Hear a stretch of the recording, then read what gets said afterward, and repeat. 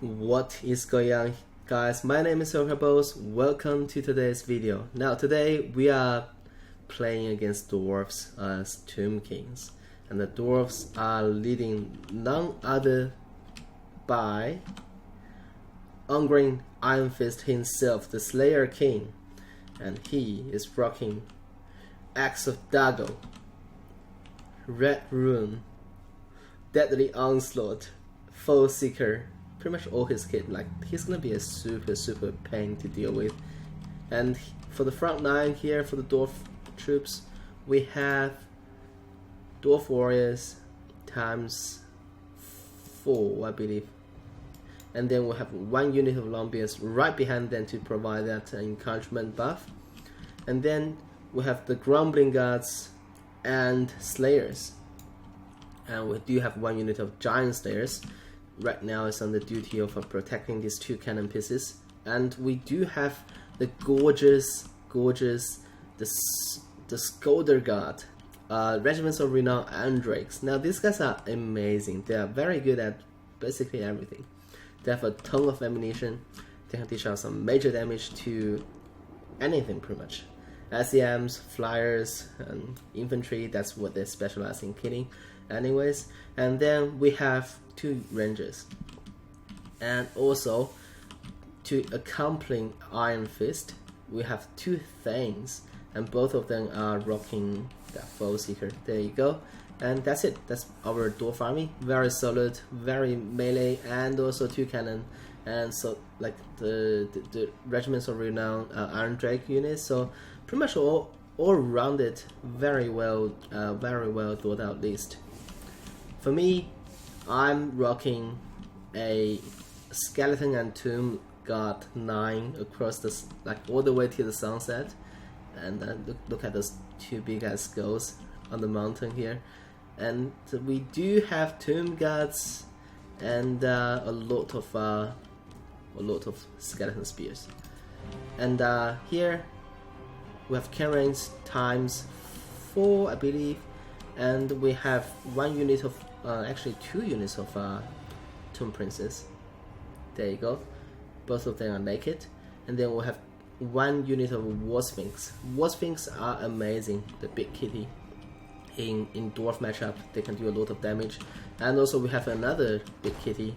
It's the Cetra, the Imperishable, and he is rocking the Incarnation of Protection and the Crown of Naked Horror, which is fantastic, and it turns out to be.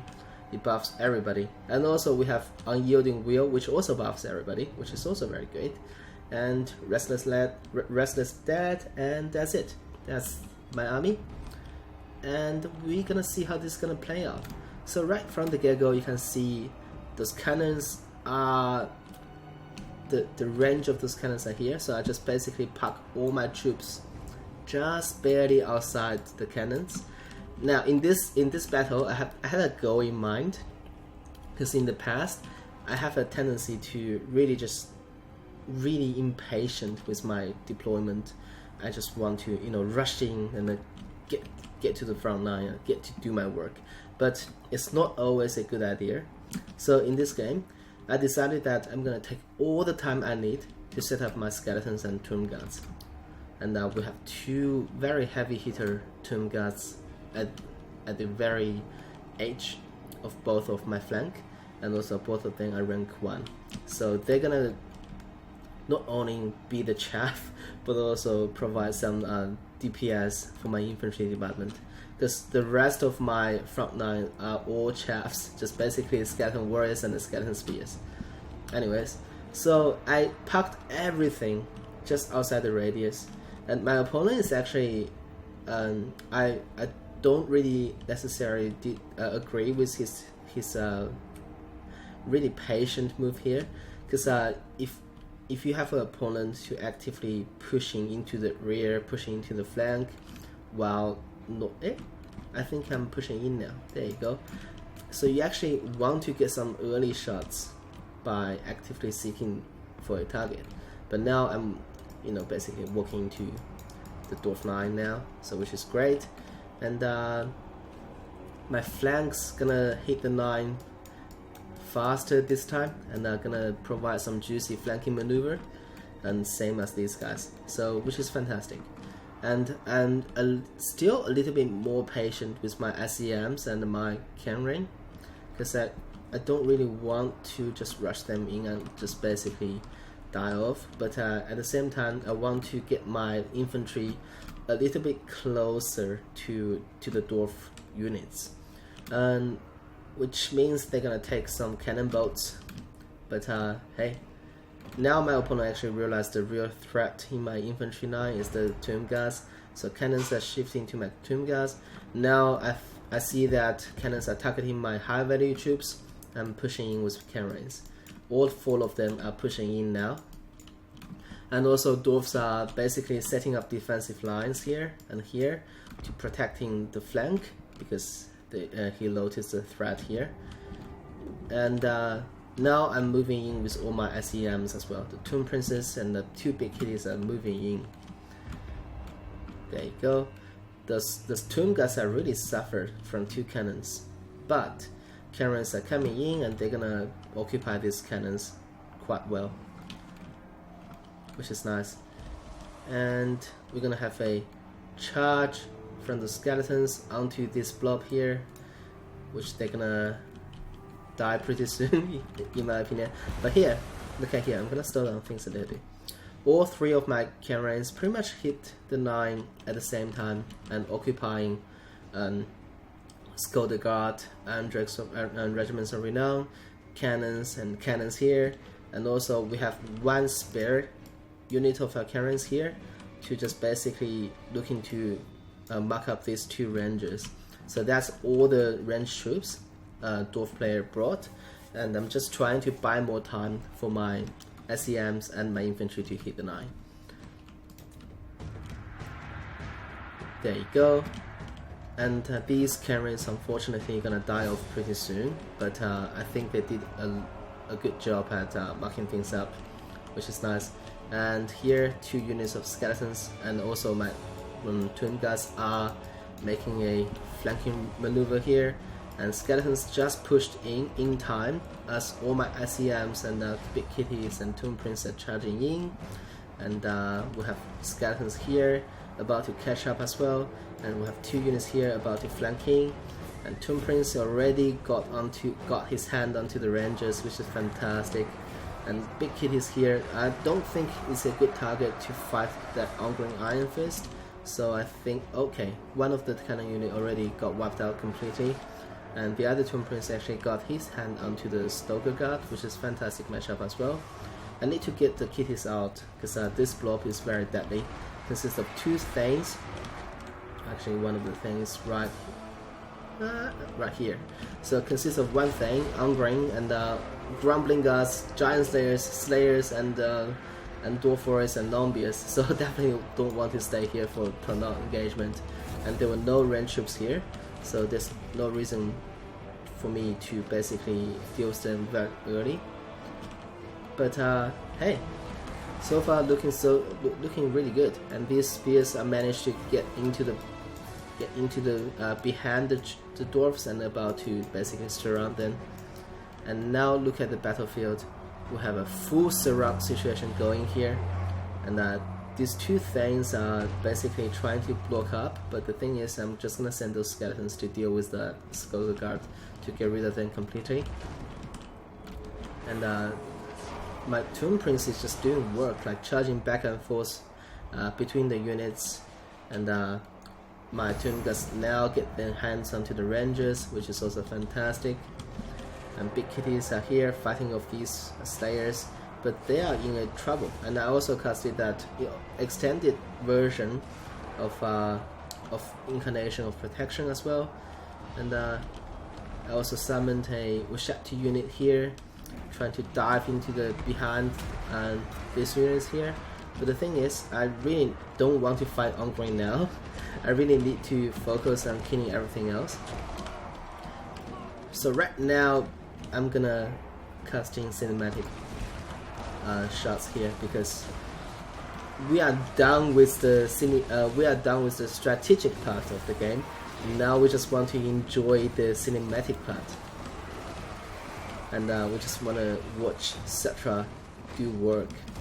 Cetra now got put out for some reason, and all these Ushaptis are doing work against the Dwarf warriors. Big kitties here are just swiping those stairs and giant stairs. Definitely not a good idea for him to stay here for long though. Oh, there you go. That's a very good. And also here, Cetra actually got his hand onto the thing a little bit, but now is looking to dive onto the Sculpted God, which is fantastic. All the way on this side, the shaft is about to disintegrate because they timed out, and this big kitty just dived onto this ranger unit, about to get rid of them once and for all. And now the power of Dwarf infantry showed up.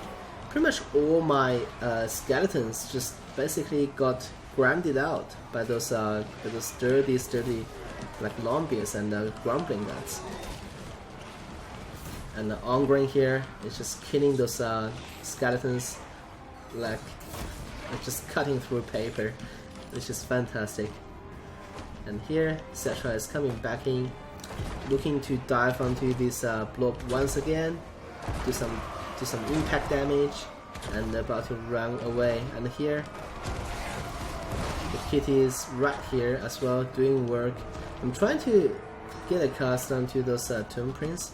I'm not too sure whether they are still online. They should be. Oh, they are in the mist here. And also this big kitty is about to die.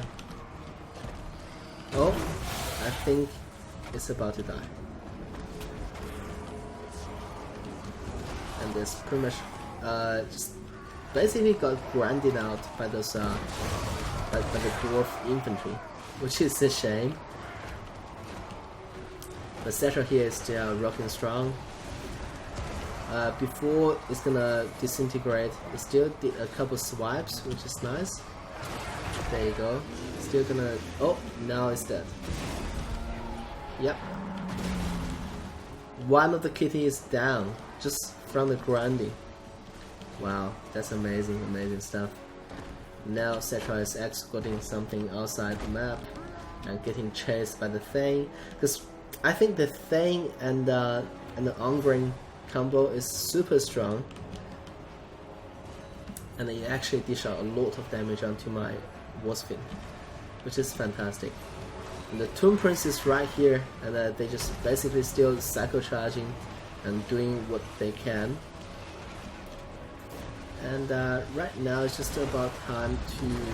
Oh, I casted another incarnation of protection here, and just basically is that over?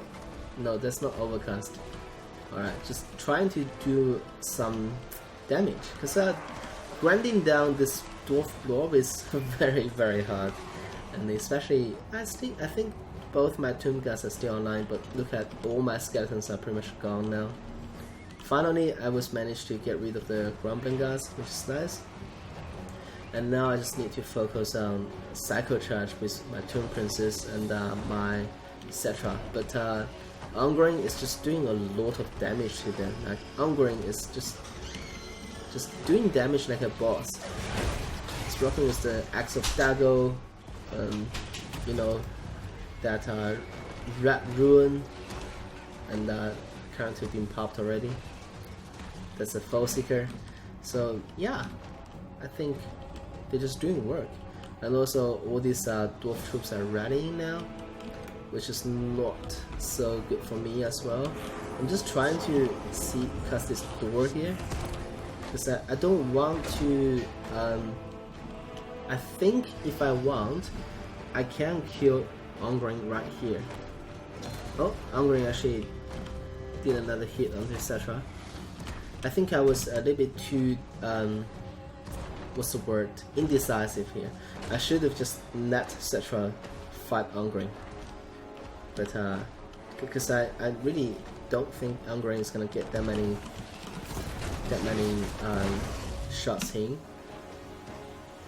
So it's just gonna... Oh, this Axe Dago got popped, and Cetra is just running away. Axe Dago is too scary. Meanwhile, Tomb Prince is still here. Tomb Prince are still here, just trying to deal with all the rallied dwarf troops. This is looking very, very dodgy for me, because I can't really. The dwarf single units are amazing, and they can do a lot of damage to me if I mess the macro. But this thing is actually having a world of trouble fighting Tomb guys though. And he just got dived down by Tomb Prince again. So like the initial strategy part was played out perfect for me, but in the grand situation like this, dwarves are always gonna just shine, you know. So right now, I think that a viable strategy for dwarves against Tomb King is actually just a dwarf star, in my opinion. You get 4 brain, and you get a lot of hero units, and you just basically set up like maybe in a forest, because taking advantage of large units don't perform well in the forest, and just grind those Tomb King down. Because it just basically showed in this game. Because I think the initial strategy part I performed really well, but all my troops are not really in a good position to win a grand fight, in a grinding fight, and which dwarves are fantastic at. Look at that thing, still just chasing Cetra. Like Cetra just basically getting pushed over and over again by those things and Ongring. And Ongring now is back to kill some more Tomb guys, but just got dived down by the Tomb Priest again. And this guy's about to get knocked. There you go, in the back. And I cast another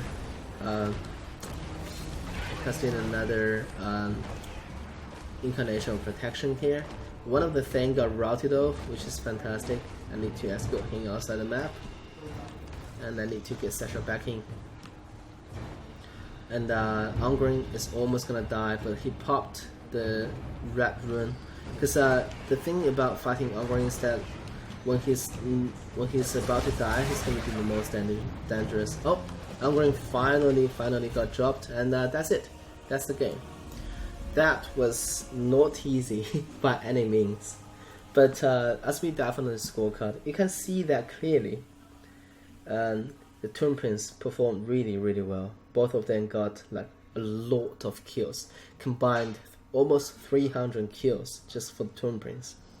And Kenrain performed really well at basically marking up those range troops. And the initial involvement, and how I really liked how things happened in the first phase of the battle. But the thing is, once dwarves gonna grind you out, they just basically get rid of all your skeleton warriors and spears. Like, I brought a lot of infantry, and all of them died out, except just 2 units of our Tomb guys survived all the way in the end. And Cetra and Big Kitty performed really well, but the Big Kitty really suffered against those things. Look at the kills on Thane and Ongring. Amazing stuff. And also all these infantry troops have performed really well as well. Range troops got really shut down quite nicely by me, but melee troops really performed. And I enjoyed playing the game, and definitely enjoyed casting it. And I just really showcased another approach for the dwarves to deal with Tomb King. And hope you guys enjoy the cast. For now, Orokaboss signing off.